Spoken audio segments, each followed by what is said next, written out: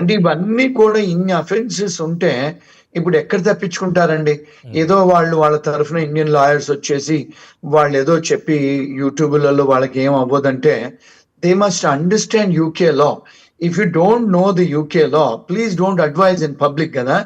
ఇప్పుడు నేను చెప్పగలుగుతున్నాను యూకే లా అంటే, నేను యూకేలో లా చదువుకొని క్వాలిఫైడ్ సొలిసిటర్ అయ్యి, దాని తర్వాత ప్రాక్టీసింగ్ సర్టిఫికేట్ మెయింటైన్ చేసి, ఆఫీసులు మెయింటైన్ చేసి, న్యాయవాది వృత్తి చేస్తున్నాం గనుక మేము చెప్తే దానికి ఒక మీనింగ్ ఉంది.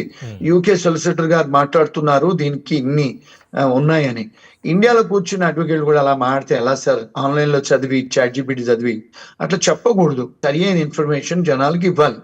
ఇప్పుడు డెఫినెట్‌గా మేము కంప్లెయింట్స్ ఫైల్ చేస్తున్నాము. చేస్తే డెఫినెట్‌గా వీళ్ళకు టెంపరరీ స్టేటస్ కూడా ఇస్తారు. భయపడాల్సిన అవసరం లేదు. వీళ్ళెవరు మన విక్టిమ్స్. రికవరీ ఆఫ్ మనీ కూడా చేస్తాము. ఎందుకంటే అక్కడ హైకోర్ట్‌లో కూడా కేసులేయొచ్చు. Whatever the money which we paid. అక్కడ మన యూకేలో ఇంకో లా ఏంటంటేనండి, మీరు ఇచ్చిన డబ్బుకు ఇంట్రెస్ట్ కూడా రికవర్ చేసుకోవచ్చు. లీగల్ ఫీజులు, సొలిసిటర్స్ ఫీజులు కూడా రికవర్ చేయొచ్చు. పెయిన్ అండ్ సఫరింగ్ కూడా టాట్ లా కింద రికవర్ చేయొచ్చండి. మధుకర్ గారి లాయర్ గురించి ప్రస్తావించారు కాబట్టి వాళ్ళు అనేది ఏంటంటే, కావాలని మా పైన ప్రొపగండా చేస్తున్నారు, నెగిటివ్ ప్రొపగండా చేస్తున్నారు, మాకు ఎటువంటి సంబంధం లేదు, వాళ్ళ జాబ్ పోవడానికి మాకు ఎటువంటి సంబంధం లేదు, మా వరకు మేము మిడిల్ మెన్గా మా సర్వీసెస్ ఇచ్చాము, మేము సర్వీస్ ఛార్జెస్ తీసుకున్నాము, అంతవరకే మా రూల్ అనేది వాళ్ళు ఆర్గ్యుమెంట్ చేస్తున్నారు సార్. దానికి మీరేమంటారు?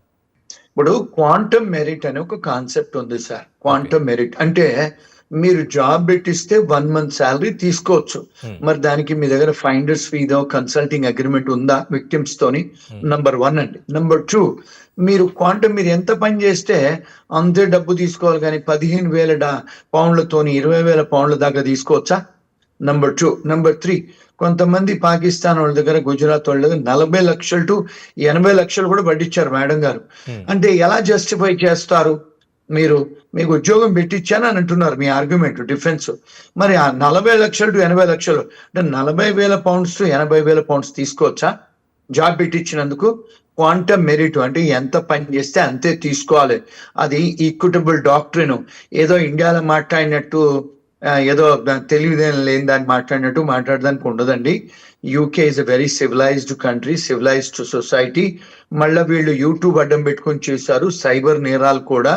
మళ్ళీ వాళ్ళు యూట్యూబ్ అడ్డం పెట్టుకొని వాళ్ళ పిల్లలతో కూడా చేయించి యూట్యూబ్ ద్వారా డబ్బు సంపాదిస్తున్నారు. ఇక్కడ చైల్డ్ అబ్యూస్ కూడా వర్తిస్తుందండి. యూట్యూబ్ వాళ్ళకు నోటీసులు ఇస్తే ఆమె యూట్యూబ్ అకౌంట్ కూడా క్యాన్సిల్ అవుద్ది. ఆ దిశగా ఇంతవరకు ఎవరు పోలేదు. ఆంధ్ర పోలీసులు, తెలంగాణ పోలీసులు, యూకే పోలీసులు వాళ్ళు వెళ్తారు. మేము పిటిషన్లు ఫైల్ చేస్తాము. ఆమె యూట్యూబ్ ఛానల్ కూడా సస్పెండ్ చేయమని కూడా మేము అప్లికేషన్ పెడతాం. యూకేలో ఏంటి అంటే ప్రొసీజర్ ఏంటి? ఎట్లా మీరు ముందుకెళ్ళబోతున్నారు? విక్టిమ్స్ ఎట్లా రిలీఫ్ దొరకబోతుంది? అంటే ఇనిషియల్‌గా పోలీసు వస్తారా ఏంటి? ఎట్లా ఉండబోతుంది? నెక్స్ట్ స్టెప్స్ ఏంటి? ఎలా ఉండబోతున్నాయి? ఫస్ట్ ఇమిగ్రేషన్ ఫ్రాడ్‌కి అయిందండి. వాళ్ళకు డిపార్ట్మెంట్ ఆఫ్ హోమ్ కంప్లెయింట్ చేయాలి. వాళ్ళు ప్రొటెక్షన్స్ ఇస్తారు. ఇమిగ్రేషన్ ఫ్రాడ్ ఫస్ట్ చేయాలి. దాని తర్వాత కంపెనీ ఫ్రాడ్, కంపెనీ అఫైర్స్‌కి కూడా కంప్లెయింట్ చేస్తాము. మూడోది క్రౌన్ ప్రాసిక్యూషన్ ఆఫీస్‌కి కూడా కంప్లెయింట్ చేస్తాము. ఎకనామిక్ అఫెన్సెస్ కూడా చేస్తున్నారు గనుక ఫైనాన్షియల్ రెగ్యులేటర్ అథారిటీ ఉంటది. మనీ లాండరింగ్ చేసేందుకు దానికి కంప్లైంట్ చేస్తాము. మీరు దొంగ కాస్ట్ చేశారు గనుక దానికి కూడా డిపార్ట్మెంట్ ఆఫ్ జస్టిస్ కంప్లైంట్ చేస్తాము.